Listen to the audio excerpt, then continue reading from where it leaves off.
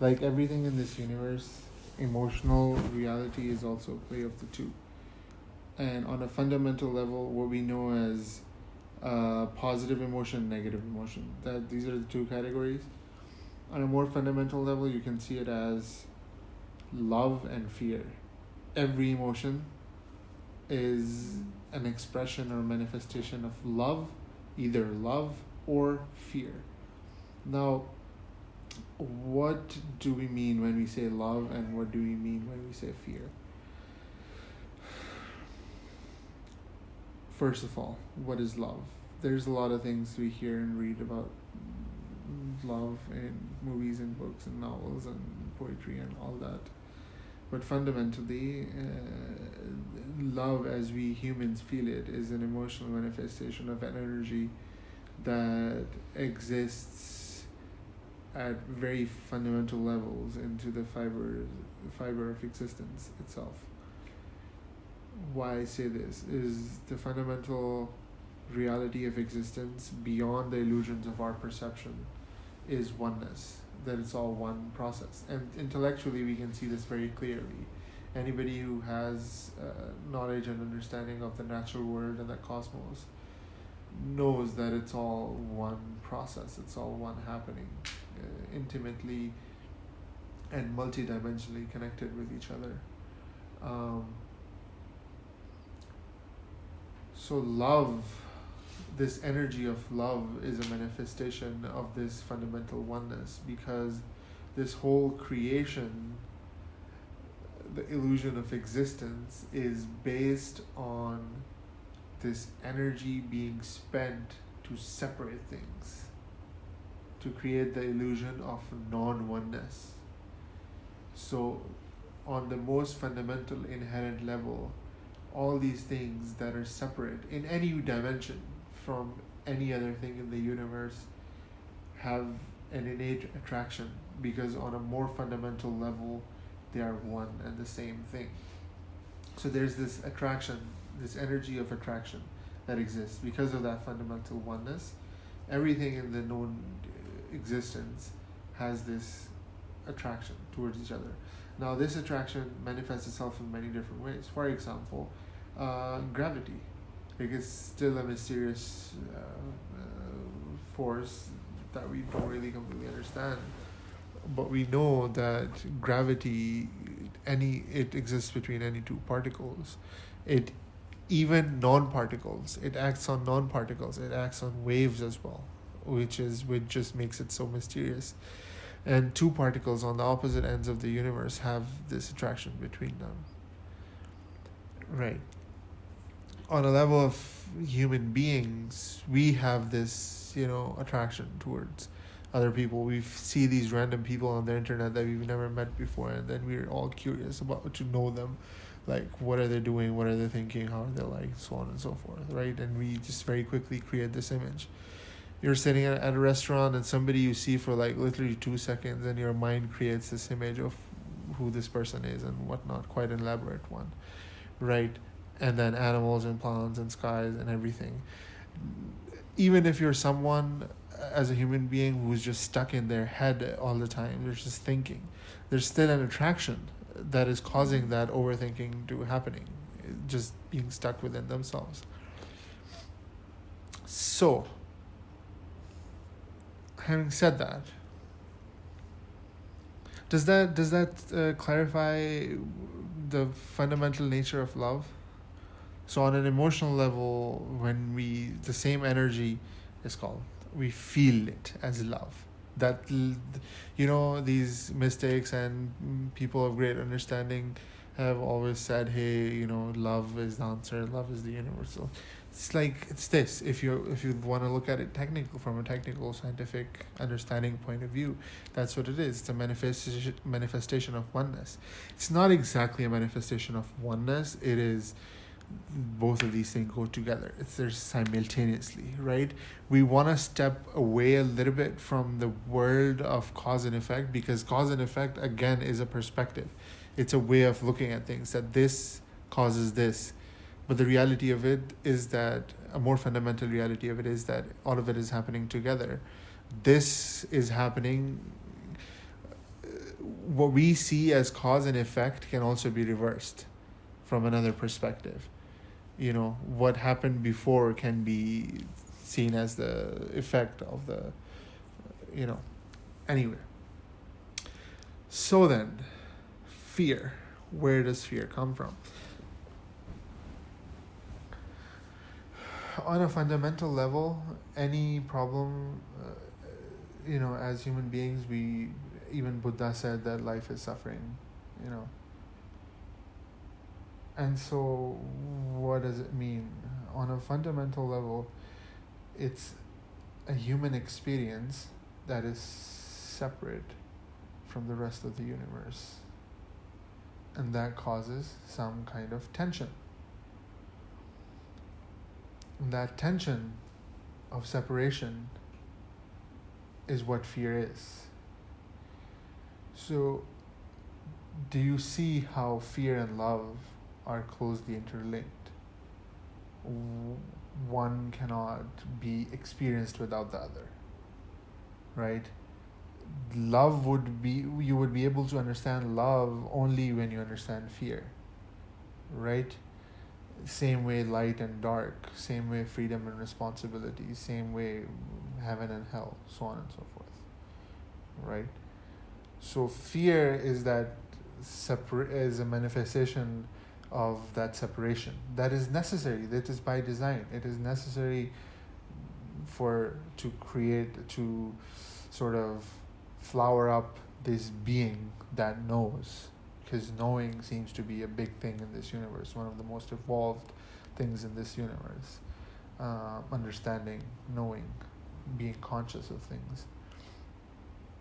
So again, it is to say that we don't really have to have a positive or negative view towards something. Fear has its place and love has its place. Why fear? If you look at it, fear is a very strong energy that exists in all of the natural world. Animals, all kinds of tactics for survival. And they're based on fear. What we experience physiologically as fear is also a survival tactic. It is that something that we see as harmful is causing that fear, so on a physiological level. So for this first lesson that I want you to practice a little bit in your mind as well, to start seeing things that way, from the perspective of fear and love. It's not a perspective that you have to continue with forever, but if you see things from this perspective for a few days, it will open up like certain dimensions of existence to you, and you will understand what that means. So for example, greed. Is greed, you could say greed is love of stuff, whatever you're greedy for, right? But you could also say that greed is a fear of not having enough, right? It's the word that you're using for two completely different feelings. That is the reality of it. Because if you're chasing something because you love it, it's good. It's a good feeling. It doesn't make you tired. It doesn't make you sick. It doesn't make you, so on and so forth. But if you're chasing something because you fear not having enough, that's not a good feeling. That will make you sick. That will make you crazy. That will make you tired. So you see, the entire trick is to transform the emotions that are grounded in fear into emotions that are grounded in love. You see how trust and fear cannot exist together. Trust, faith, surrender, all of these things go together. Love, trust, faith, surrender, submission. All of these things go together, right? And then fear, self-preservation, arrogance, falsehood, distorted perception, anxiety, depression, all these things go together. It's very intuitive. It's not even highly complex. It's just that with this, I only have to give you certain pointers, and then you, in your own mind, you can be like, aha, yeah, that makes sense. Right? So if you have any questions about this, because this is what I want you to, for now, digest this, fear and love. Just fear and love.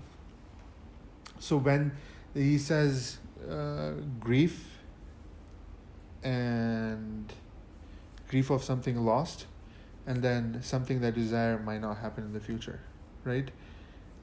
This is grief and fear, right? So grief and fear is just that fear, fundamentally fear, intertwined with time, with how time works in our mind.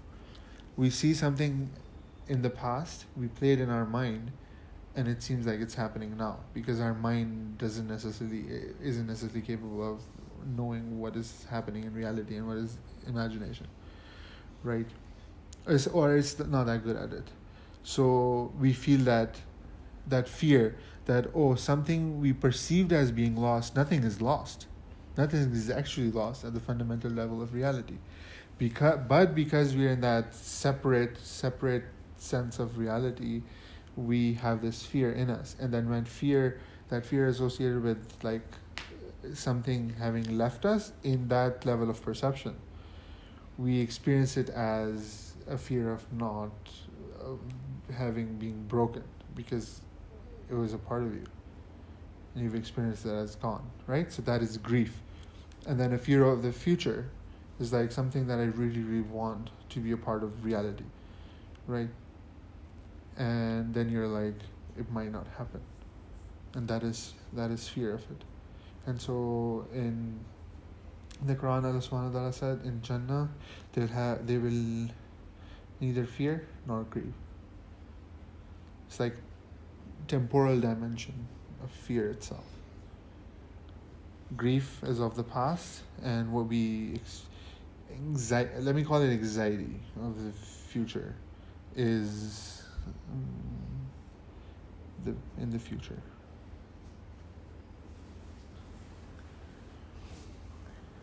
So if you have any questions about this, any incoherences. Was just a question on something I've come across growing up. Mm-hmm. I've heard like, I love life, Mm-hmm. I love living, I love my life, whatever, combination of words people choose to use, and I'm afraid of death. Like, what is this also? How do I understand this? So a lot of the times, this is something that I would see, like from an anecdotal perspective. It's like in what I've seen people say and how they feel and think about life in general when they say such statements, is that these are a lot of the times these are borrowed fears. Because I remember when I was about 3 years old, my great grandmother died. We went back to Kohat for her funeral. Like, I went there and I remember very distinctly, I was a child. I remember very distinctly thinking to myself when I realized what had happened, like, why are these people crying? And questioning myself, why are these people crying? We're gonna meet her soon anyway. We're gonna be dead too soon. It's not like, and it seems kind of like incredible that as a child I had this reality so much more clear to me than it is now, that it's just a temporary thing that we're gonna leave, and so I feel like a lot of the times the fear of death is a big part of it is acquired. Of course there's some innate fear of death in the body, but the purpose of that is to program the system for survival, to survive for as long as possible, and that's on a more fundamental level, right? But since we have these higher faculties of understanding it is very easy to understand that every living creature tastes death, so I am going to taste death as well. It's just inevitable. Like, it's something that you have to give thought to. If you're more focused on presenting yourself to the world than actually giving thought to what you think, what you actually believe, and all that, then like it's not something that you have given thought to. This kind of statement that I love my life and I'm afraid of death. Like, what do you exactly mean when you say life and death? What do you mean by death? Why are you afraid of death? All these questions have to be answered before you really come to like a reasonable, satisfying conversation about this, right? Yeah. So like you were saying, being afraid of death means many different things to people. Somebody will say, I will miss my family. Somebody will say, who's going to take care of this person? Somebody, like, all of these things have associated with them some story, which is fundamentally grounded in some illusion, something that we just don't want to admit to ourselves, right? I mean, it's not me that's sustaining my children, so they'll be fine even after my death. You know, so one has to ask questions like, when I say I will miss these people, then like that will mean that you know what's going to happen when you're dead, how you're going to feel and all of that. But if you don't know, then you should have spent enough time and effort in understanding what that means. So this is always, at least over the last few years, something that has stumped me, is that if you don't know where you're coming from, where you came from, where you're going, and what you're doing, what you're supposed to be doing in this world, if you don't know it, right? And if you think these questions are not important to answer, right, then surely anything that you do in your life and anything that happens in your life is also not important. Because nothing could be more important than this. If you don't have this covered, all of it is meaningless. What you do with your life, no matter how serious you make it, it's meaningless on its most fundamental grounds, because these are the fundamental grounds where your psyche and intellect has to stand. Without answering these questions, you cannot have a meaningful. You have to tranquilize yourself with meaningfulness. And that's where the statement that you give your life your own meaning comes from.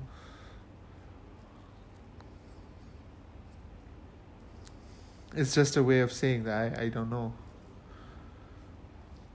I feel that my life is meaningless.